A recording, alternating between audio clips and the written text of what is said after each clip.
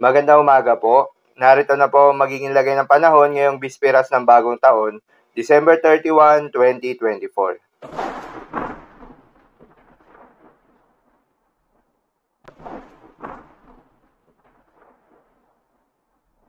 Sa kasalukuyan na tayo sa pag-asa, patuloy na umiiral itong shear line o yung salubungan ng malamig na northeast monsoon at mainit na hangin galing sa may silangan at nakakaapekto sa may eastern section ng Northern Luzon.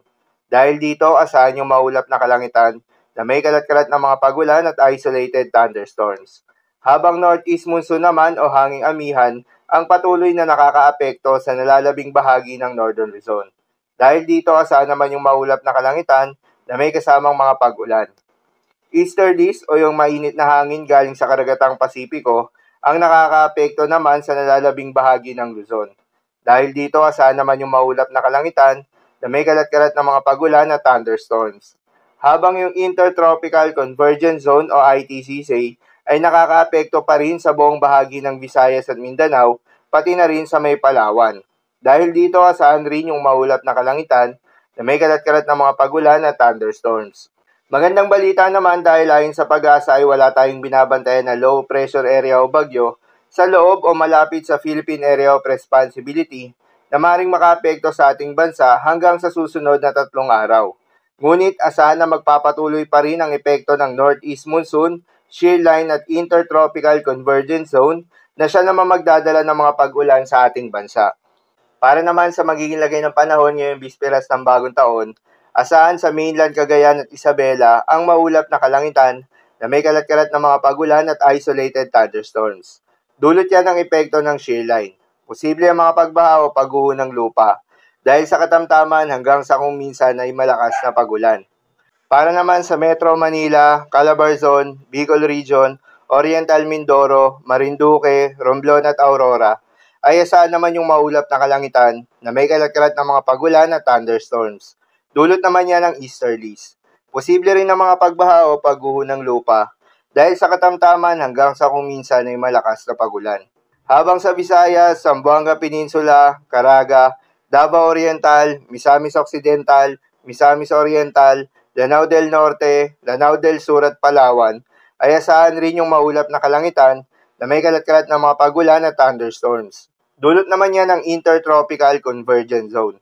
Posible rin ang mga pagbaha o pagguho ng lupa dahil sa katamtaman hanggang sa kung minsan ay malakas na pagulan. Habang sa Cordillera Administrative Region at nalalabing bahagi ng Cagayan Valley, ay asahan naman yung maulap na kalangitan na may kasamang mga pag-ulan. Dulot yan ng northeast monsoon. Posible rin ang mga pagbaha o pagguho ng lupa dahil sa katamtaman hanggang sa kung minsan ay malakas na pagulan. Habang sa Ilocos Region ay asahan naman yung bahagyang maulap hanggang sa maulap na kalangitan na may kalat-kalat na mga mahihinang pag-ulan. Dulot pa rin yan ng northeast monsoon. At sa nalalabing bahagi pa ng Luzon ay asahan yung bahagyang maulap hanggang sa maulap na kalangitan na may kalat-kalat na mga pagulan o thunderstorms. Dulot pa rin yan ng easterlies. Posible rin ang mga pagbaha o pagguho ng lupa during severe thunderstorms. At sa nalalabing bahagi naman ng Mindanao ay asahan rin yung bahagyang maulap hanggang sa maulap na kalangitan na may kalat-kalat na mga pagulan o thunderstorms.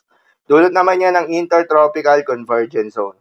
Posible rin ang mga pagbaha o pagguho ng lupa during severe thunderstorms. At dahil pa rin sa epekto ng shear line at ng Intertropical Convergence Zone, asahan ngayong araw ang moderate to heavy rain sa may Cagayan, Apayao, Isabela, Northern Samar, Eastern Samar, Leyte, Southern Leyte at Dinagat Islands. Sa mga apektadong lugar, ingat sa mga posibleng banta ng pagbaha at pagguho ng lupa. Lalong-lalo na sa mga lugar na inuulan na noong mga nakaraang araw pa. Para naman sa magiging lagay ng mga dagat baybayin, ayon sa pag-asa ay may nakataas pa rin tayo na gale warning sa mga seaboards ng Batanes, Cagayan, kabilang na ang Babuyan Islands, Isabela, at northern coast ng Ilocos Norte. Dahil pa rin yan sa epekto nitong northeast monsoon. Payo ng pag-asa ay huwag munang pumalaot yung mga kababayan nating mangingisda at yung may mga maliliit na sasakyang pandagat sa mga nasabing seaboards. Dahil inaasahan pa rin yung maalon hanggang sa napakaalon na karagatan. So, yun lamang po para sa lagay ng panahon ngayong araw na Martes. Keep safe everyone.